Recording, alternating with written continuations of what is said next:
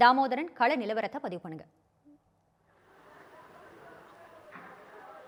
வணக்கம் நிவேதா. இந்த பெஞ்சல் புயல் கரையை கடந்திருந்தாலும் கூட தமிழக மக்களிடையே ஒரு அழியாத வடுவாக தான் கரையை கடந்திருக்குது என்று கூறலாம். அதிலும் குறிப்பாக விழுப்புரம் மாவட்டத்தை பொறுத்தவரை முழுவதுமாக விழுப்புரமே அந்த மழைநீரில் மூழ்கிய நிலை தான் பார்க்க முடிகிறது. குறிப்பா தென் மாவட்டங்களுக்கு அதிகமான பேருந்துகள் இந்த விழுப்புரம் பேருந்து நிலையத்தை தான் கடந்து செல்ல வேண்டும். அந்த விழுப்புரம் பேருந்து நிலையம் மட்டுமல்லாது அருகே இருக்கக்கூடிய நீதிமன்ற வளாகம், அதற்கு அருகில் இருக்கக்கூடிய கலெக்டர் அலுவலகம் ஆகிய மூன்றுமே முழுவதுமாக மழைநீரில் சூழ்ந்திருக்கக்கூடிய ஒரு காட்சியை பார்க்க முடியுது.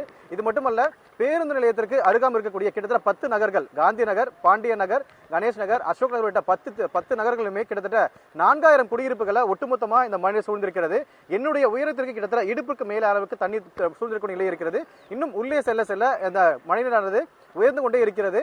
குறிப்பாக இந்த நகரை பொறுத்தவரை நேரடி காட்சிகளை பார்க்க முடியும். மழைநீர் முழுவதுமாக சூழ்ந்திருக்கிறது. இதில் பள்ளம் எங்கே இருக்கிறது, மேடு எங்கே இருக்கிறது என்ற எதுவுமே தெரியாத அளவிற்கு தான் மழைநீர் முழுவதுமாக சூழ்ந்திருக்கிறது. மேலும் உள்ளே இருக்கக்கூடிய குடியிருப்பு வாசிகளை தேசிய பேரிடர் மீட்பு படையினரும் அதே போல தமிழ்நாடு மீட்பு படையினரும் தொடர்ச்சியாக உள்ளே இருந்து பொதுமக்களை மீட்கக்கூடிய காட்சி இங்கு அந்த பகுதியில் பார்க்க முடிகிறது. குறிப்பா 3 குழுக்களாக, அதாவது ஒட்டுமொத்தமாக 80 பேர் மொத்தமாக 3 குழுக்களாக பிரிந்து இந்த பகுதியில் இருந்து உள்ளே இருக்கக்கூடிய பொதுமக்களை தொடர்ச்சியாக மீட்டு வருகிறார்கள். மேலும் மின்சாரம் என்பது நேற்று முதலே முழுவதுமாக துண்டிக்கப்பட்டிருக்கிறது. ஒட்டுமொத்தமா இந்த விழுப்புரம் மாவட்டம் என்பது இருளி சூழ்ந்திருக்கக்கூடிய ஒரு நிலைதான் பார்க்க முடிகிறது. வெளிச்சம் என்பது ஒரு சில இடங்களில் மட்டும்தான் இருக்கிறது. ஆனா மொத்தமாகவே ஒரு இருள் ஒரு பகுதியில் பார்க்க முடிகிறது. நேற்று மழையானது தற்பொழுது வரை இடைவிடாமல் பெய்து வருவதாகவும் இவருடைய பொதுமக்கள் கூறி வருகிறார்கள்.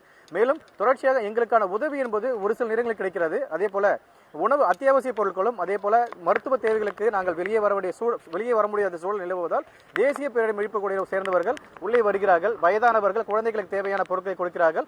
ஒருவேளை எங்களுடைய வீடுகளில் மழைநீர் அதிகமாக இருக்கும் பட்சத்தில் அவர்கள் உடனடியாக வெளியே கொண்டு வருவதற்கு மிதவை படகு, ஃபைபர் படகுகள் உள்ளே கொண்டு வருகிறார்கள் என்ற ஒரு தகவலையும் எங்களுடைய பொதுமக்கள் தெரிவிக்கிறார்கள்.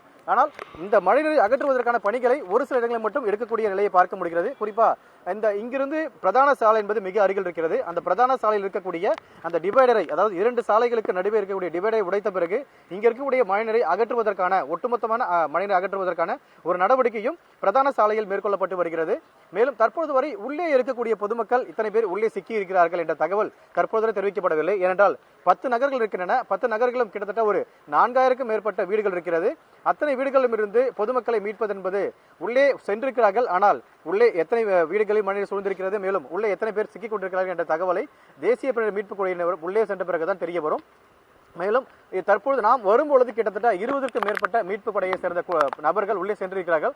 அவர்கள் ஒவ்வொரு வீடுகளாக உள்ளே சென்று அவர்கள் மீட்கக்கூடிய ஒரு பணியினை செய்து வருகிறார்கள். மேலும் அத்தியாவசிய பொருட்களுக்கு எங்களுக்கு மிகவும் இன்னல்களாக இருக்கிறது என்ற ஒரு தகவலையும் கொடுத்திருக்கிறார்கள்.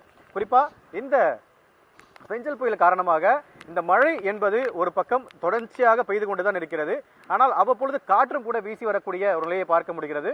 மேலும் அத்தியாவசிய பொருட்கள், மருத்துவ தேவைகள் எல்லாம் ஒரு பக்கம் இருக்க, எங்களை பத்திரமாக மீட்பதெல்லாம் ஒரு பக்கம் இருந்தாலும் கூட இந்த மழைநீரை உடனடியாக அகற்ற வேண்டும் என்ற ஒரு கோரிக்கை தொடர்ச்சியாக பொதுமக்கள் முன்வைக்கிறார்கள். என்றால் தேங்கி இருக்கக்கூடிய மழைநீரில் விஷப்பூச்சிகள் எங்கு இருக்கிறது, பள்ளம் எங்கே இருக்கிறது, ஒருவேளை எங்களுக்கு வேறு வழி இல்லாமல் நாங்கள் வீட்டை விட்டு வெளியேறும் பொழுது பள்ளம் எங்கே இருக்கிறது என்ற தகவல் எங்களுக்கு எதுவுமே தெரியாது.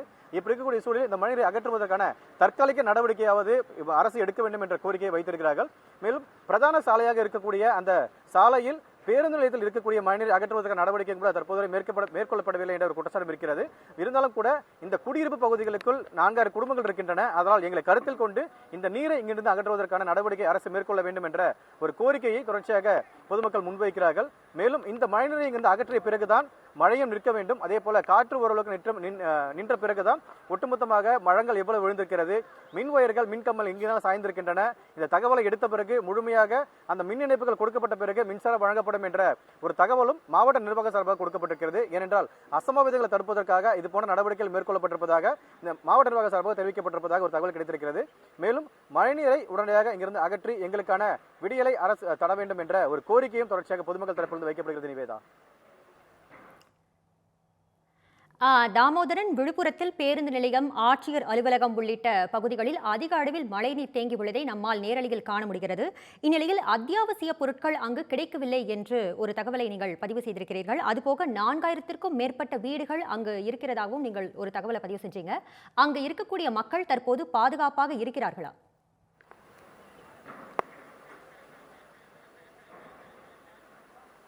ஏற்கனவே குறிப்பிட்டது போல இந்த மழை என்பது நேற்று மாலை தொடங்கி தற்போது வரை தொடர்ச்சியாக பெய்து கொண்டே இருக்கிறது. கிழக்கு கடற்கரை சாலை, மரக்காணம் உள்ளிட்ட பல்வேறு பகுதிகளில் மழை விட்டிருந்தாலும் கூட அந்த பகுதியில் மரங்கள் சாய்ந்திருக்கின்றன. அவற்றை அப்புறப்படுத்துவதற்கான பணிகள் என்பது ஒரு பக்கம் நடைபெற்று வருகிறது. ஆனால் விழுப்புரம் மாவட்டத்தை பொறுத்தவரை அப்படியே அதற்கு எதிர்மறையாக இருக்கிறது. ஏனென்றால் நேற்று தொடங்கிய மழை தற்போது வரை விடாமல் பெய்து கொண்டே இருக்கிறது.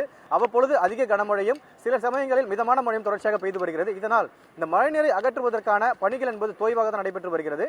மேலும் இந்த தொடர்ச்சியான மழை பெய்துவதன் காரணமாக பொதுமக்கள் வீடுகளிலிருந்து வெளியில் வர முடியாமல் அவர்கள் வீடுக்குள்ளேயே தஞ்சம் அடைந்திருக்கிறார்கள். ஏனென்றால் அவர்கள் வெளியே வரும் பொழுது அவர்கள் எங்கு தங்க வைக்கப்படுவார்கள் என்ற கேள்விக்குறி இருக்கிறது. மேலும் தற்பொழுது உள்ளே இருந்து ஒரு பெண்மணி மீட்பு குழுவினால் தற்போது மீட்கப்பட்டு வருகிற அந்த காட்சிகளை பார்க்க முடிகிறது. இப்படி ஒவ்வொருவராக தான் உள்ளே இருந்து மீட்கப்பட்டு வருகிறார்கள்.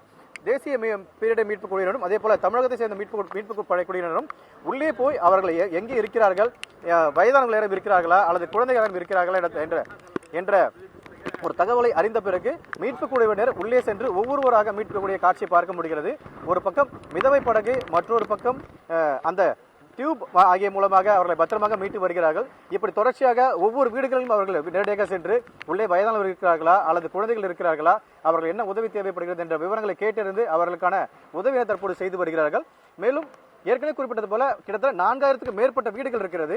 இதில் ஒரு சில வீடுகளில் மழைக்கு முன்னதாகவே பொதுமக்கள் தாங்களாகவே பாதுகாப்பை கருதி அருகாமல் இருக்கக்கூடிய உறவினர் வீட்டுக்கோ